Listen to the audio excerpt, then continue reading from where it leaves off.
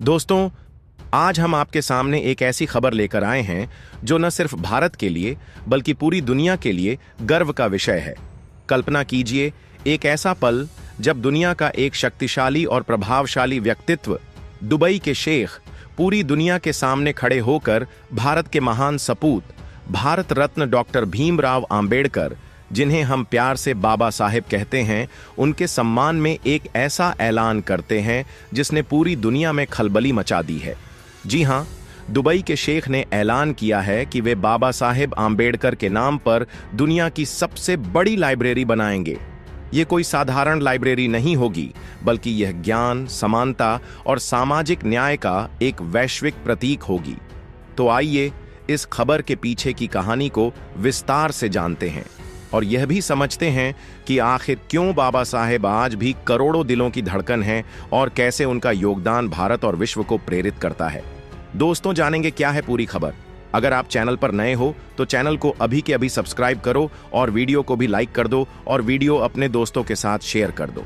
दोस्तों, यह खबर तब सामने आई जब दुबई के शेख मोहम्मद बिन राशिद अल मक्तूम, जो न सिर्फ दुबई के शासक हैं बल्कि एक दूरदर्शी नेता और शिक्षा के प्रबल समर्थक भी हैं, उन्होंने एक अंतर्राष्ट्रीय सम्मेलन में हिस्सा लिया। इस सम्मेलन का आयोजन दुबई में वैश्विक समानता और सामाजिक न्याय के विषय पर किया गया था।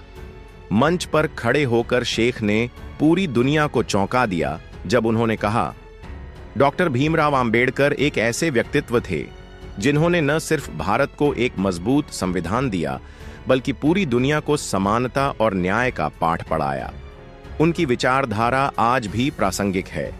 इसलिए हमने फैसला किया है कि दुबई में बाबा साहेब आंबेडकर के नाम पर दुनिया की सबसे बड़ी लाइब्रेरी बनाई जाएगी। यह लाइब्रेरी न सिर्फ ज्ञान का केंद्र होगी बल्कि सामाजिक समानता और मानव अधिकारों के लिए एक वैश्विक मंच भी होगी। यह बयान सुनते ही सभागार में मौजूद हर व्यक्ति स्तब्ध रह गया। तालियों की गड़गड़ाहट से पूरा हॉल गूंज उठा। लेकिन दोस्तों, यह घोषणा सिर्फ एक लाइब्रेरी की स्थापना तक सीमित नहीं है। यह एक ऐसा कदम है जो बाबा साहेब के विचारों को वैश्विक स्तर पर ले जाएगा और दुनिया भर के लोगों को उनके जीवन और संघर्ष से प्रेरणा लेने का मौका देगा। आप सोच रहे होंगे कि यह लाइब्रेरी आखिर होगी कैसी? तो सुनिए, शेख मोहम्मद ने बताया कि यह लाइब्रेरी दुबई के सबसे प्रतिष्ठित इलाके बुर्ज खलीफा के नजदीक बनाई जाएगी। इसका नाम होगा doctor Bhimrao Ambedkar global knowledge centre. यह लाइब्रेरी 10 मिलियन वर्ग फुट के क्षेत्र में फैली होगी और इसमें 50 मिलियन से अधिक किताबें, डिजिटल संसाधन और ऐतिहासिक दस्तावेज होंगे। खास बात यह है कि इस लाइब्रेरी का एक पूरा खंड बाबा साहेब आंबेडकर के जीवन, उनके लेखन और उनके सामाजिक सुधारों को समर्पित होगा। इसके अलावा लाइब्रेरी में एक विशेष सामाजिक न्याय संग्रहालय भी होगा, जहां बाबा साहेब के संघर्ष, उनके द्वारा लिखे गए लेख और भारतीय संविधान की मूल प्रति की डिजिटल कॉपी प्रदर्शित की जाएगी। दोस्तों, अब बात करते हैं उस महान व्यक्तित्व की जिनके सम्मान में यह ऐतिहासिक कदम उठाया जा रहा है। डॉक्टर भीमराव आंबेडकर, जिन्हें बाबा साहेब के नाम से जाना जाता है, वे भारत के उन गिने चुने लोगों में से थे जिन्होंने न सिर्फ अपने समय को बदला बल्कि आने वाली पीढ़ियों के लिए एक ऐसी नींव रखी जो आज भी भारत को मजबूत बनाए हुए है। बाबा साहेब का जन्म 14 अप्रैल 1891 को मध्य प्रदेश के महू में हुआ था। एक दलित परिवार में जन्मे बाबा साहेब को बचपन से ही असमानता और भेदभाव का सामना करना पड़ा, लेकिन उन्होंने इन मुश्किलों को अपनी ताकत बनाया और शिक्षा को अपना हथियार चुना। बाबा साहेब ने कोलंबिया यूनिवर्सिटी और लंदन स्कूल ऑफ इकोनॉमिक्स से उच्च शिक्षा प्राप्त की। वे भारत के पहले दलित थे जिन्होंने इतने बड़े स्तर पर शिक्षा हासिल की, लेकिन उनकी असली लड़ाई तब शुरू हुई जब वे भारत लौटे और उन्होंने देखा कि लाखों लोग जातिगत भेदभाव और सामाजिक अन्याय के शिकार हैं। बाबा साहेब ने तय किया कि वे इस अन्याय के खिलाफ आवाज उठाएंगे और समाज को बदलेंगे। उनका सबसे बड़ा योगदान है भारतीय संविधान। बाबा साहेब संविधान सभा की प्रारूप समिति के अध्यक्ष थे। उन्होंने 2.5 साल तक अथक परिश्रम करके भारत को एक ऐसा संविधान दिया जो दुनिया के सबसे मजबूत और प्रगतिशील संविधानों में से एक है। इस संविधान में हर नागरिक को समानता, स्वतंत्रता और न्याय का अधिकार दिया गया। बाबा साहेब ने शिक्षा को सबसे बड़ा हथियार माना। उनका कहना था, शिक्षा वह शेरनी का दूध है, जो पिएगा वही दहाड़ेगा। उन्होंने दलितों और वंचितों को शिक्षित होने के लिए प्रेरित किया। उन्होंने बौद्ध धर्म को अपनाकर यह संदेश दिया कि कोई भी धर्म जो असमानता को बढ़ावा देता है वह मानवता के लिए सही नहीं है। आर्थिक क्षेत्र में भी बाबा साहेब का योगदान अतुलनीय है। वे एक महान अर्थशास्त्री थे।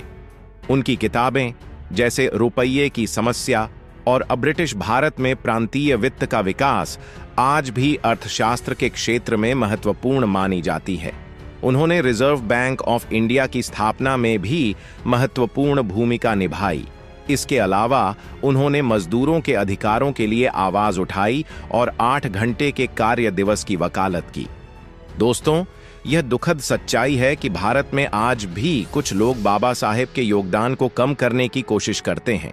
कुछ लोग कहते हैं कि बाबा साहेब ने सिर्फ दलितों के लिए काम किया या उनका योगदान संविधान तक सीमित था, लेकिन यह सरासर गलत है। बाबा साहेब ने पूरे भारत के लिए काम किया। उन्होंने एक ऐसा संविधान बनाया जो हर नागरिक को बराबरी का हक देता है, फिर चाहे वह हिंदू हो, मुस्लिम हो, सिख हो या किसी अन्य धर्म का। कुछ लोग बाबा साहेब की विचारधारा को गलत तरीके से पेश करते हैं। वे कहते हैं कि बाबा साहेब ने समाज को बांटा, लेकिन सच्चाई यह है कि बाबा साहेब ने समाज को जोड़ा।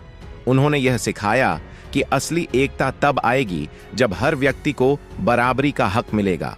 कुछ लोग उनके बौद्ध धर्म अपनाने के फैसले को गलत ठहराते हैं, लेकिन वे यह भूल जाते हैं कि बाबा साहेब ने बौद्ध धर्म इसलिए अपनाया क्योंकि वे एक ऐसे समाज की कल्पना करते थे जहां कोई भेदभाव न हो।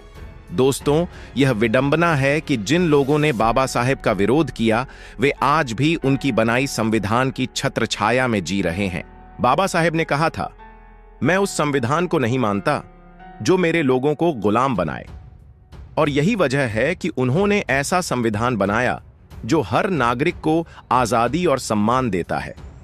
मगर दोस्तों, जहां भारत में कुछ लोग बाबा साहेब के योगदान को कम करने की कोशिश करते हैं, वहीं दुनिया भर में उनके विचारों को सम्मान दिया जाता है।